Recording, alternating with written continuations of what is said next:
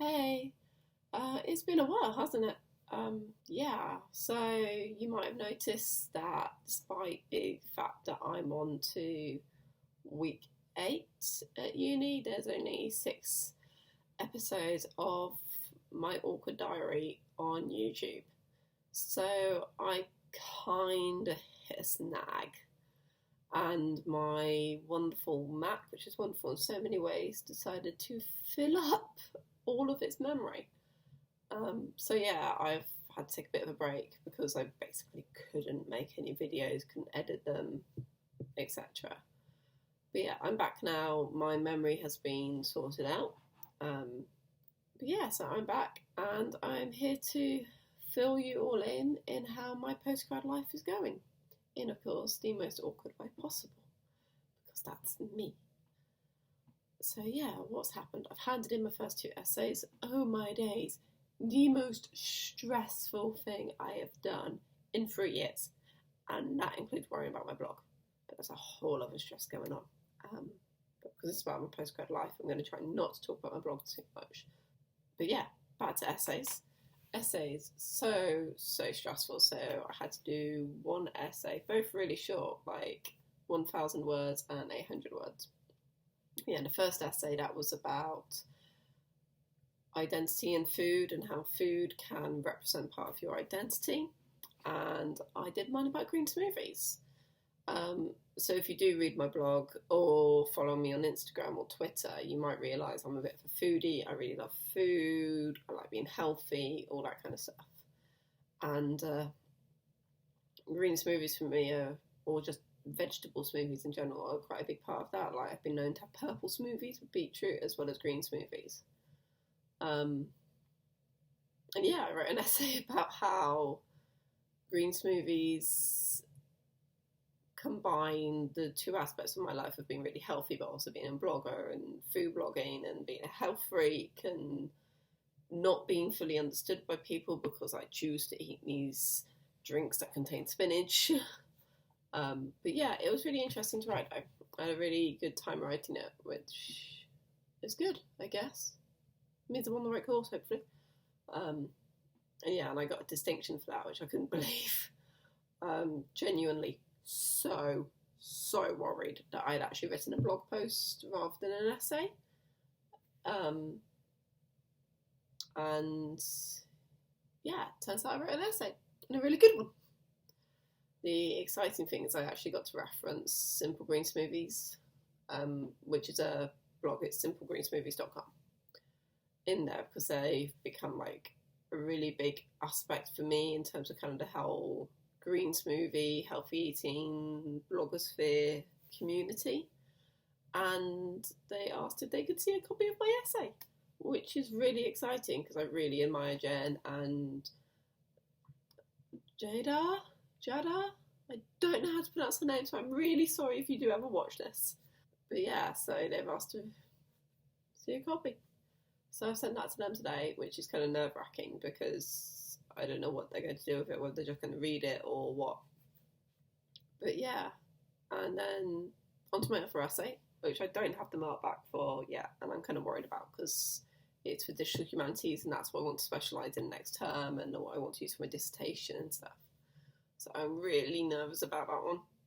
Like, I will be happy with a pass, but if I can get a merit, I will be ecstatic. But that was on how digital age has transformed the humanities, so talking about things like how every medievalist seems to have a website. But just because they have a website, does that mean that the humanities is transformed? Or does it just mean that we're developing online presences? But also about how introducing digital into humanities has kind of spawned digital humanities.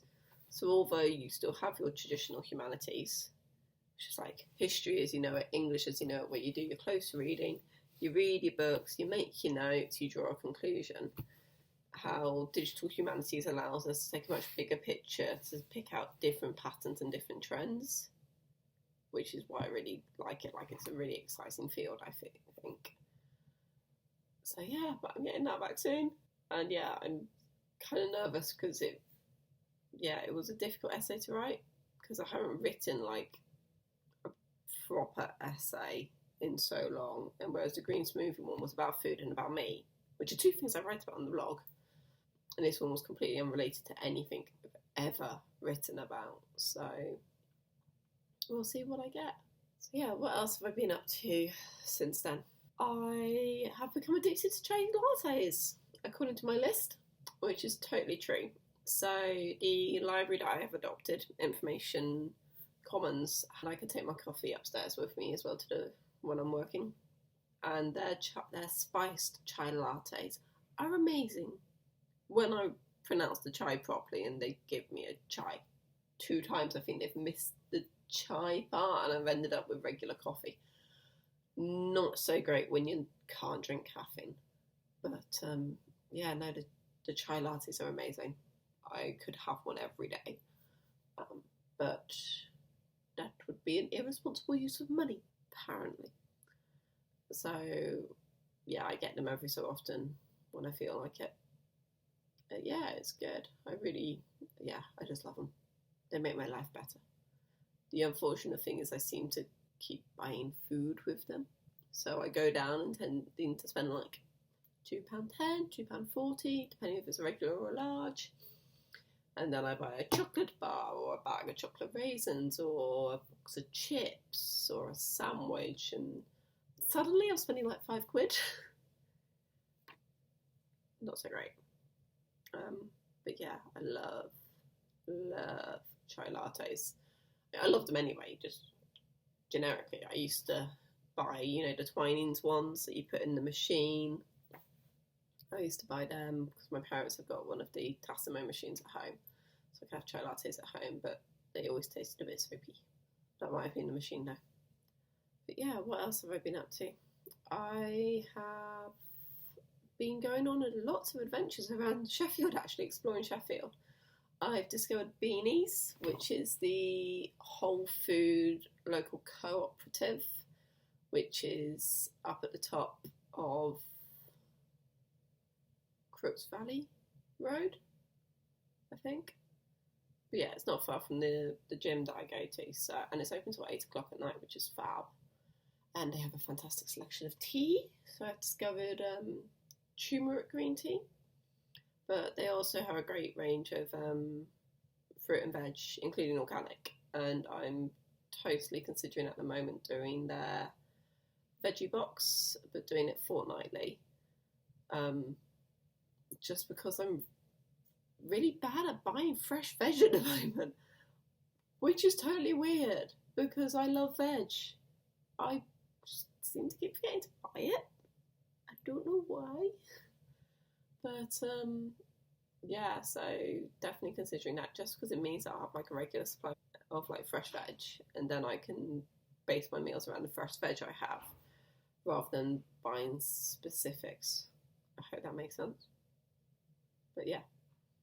And in regards to the meat, following up from my last video about being flexitarian and all that, I have finally made it to Beaches of Walkley, which is it's really cute, like inner city farm shop. But it started off as a butcher's, which is why I went to get some meat. So I have got some belly pork to slow roast at some point. I need to buy a potato for that. Slice a potato up, put it under, soaks up all the pork juices and fat. We love a bit of pork fat. But yeah, so that, and I also bought some sausages. I had them last week, and oh my days. I mean, I haven't had sausages in a while, so it could be kind of like biasing me, but they were the most incredible sausages I've ever had. Like, even compared to the sausages I get up in the Lake District, which are brilliantly meaty. These ones from Beaches were just so full of flavour. And when I was up there, I didn't do it, but the guy told me that I can get £2 in weight of sausages for £4, and that includes pick and mix, so £2 of any type of sausage I like that they've got. So that's really quite tempting. It's a nice walk as well. Like, Walkley is... It's kind of weird. It's like, is it a village? Is it a town? It's definitely part of Sheffield, but feels like it's separate. but it's like a half-hour walk from the flat, which is really nice. Like, I'm quite enjoying getting around Sheffield on foot and exploring it, because I feel that's how you get to know a place. Like, when I lived in Norwich for my first undergrad degree, I didn't really get around on foot much in the first year. Like, I went everywhere by bus, apart from church. And as a result, I don't feel like I got to know Norwich as well. I did in my second year, and my third year I got to know a bit better. I was cycling around and walking into town and stuff, but I never felt like I connected to the city as much. Whereas with Sheffield, I definitely feel like I'm connecting to it a bit more. So yeah, no, it's really, really good. I'm absolutely loving it here.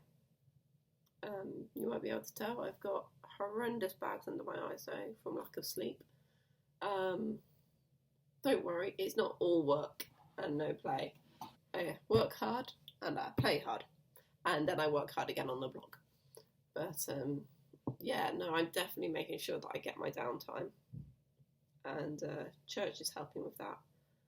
So yeah, no, it's going well. The only sad thing is my history module has finished, so no more history for me. Apart from the essay I've got to write. But yeah, but that's also quite nice because it means I have free time on a Wednesday, which I'm using to meet up with Nor, and we're going to have breakfast. We did it last week at the Lucky Fox, and we're going back there again. So yeah, all in all, it's been frenetically busy. Look at me with my big words, frenetically busy. But I'm making sure that I do get some downtime. I'm on the book for Harry Potter, so I must be getting some. And yeah, it's all really good. And I'm starting to run out of time now, and I'm also hungry. So I'm going to go off and make myself a butternut squash and lentil dal. So yeah, anyway, I'll catch you next time, and I will let you know more about my postgrad life here in Sheffield. And yeah, bye.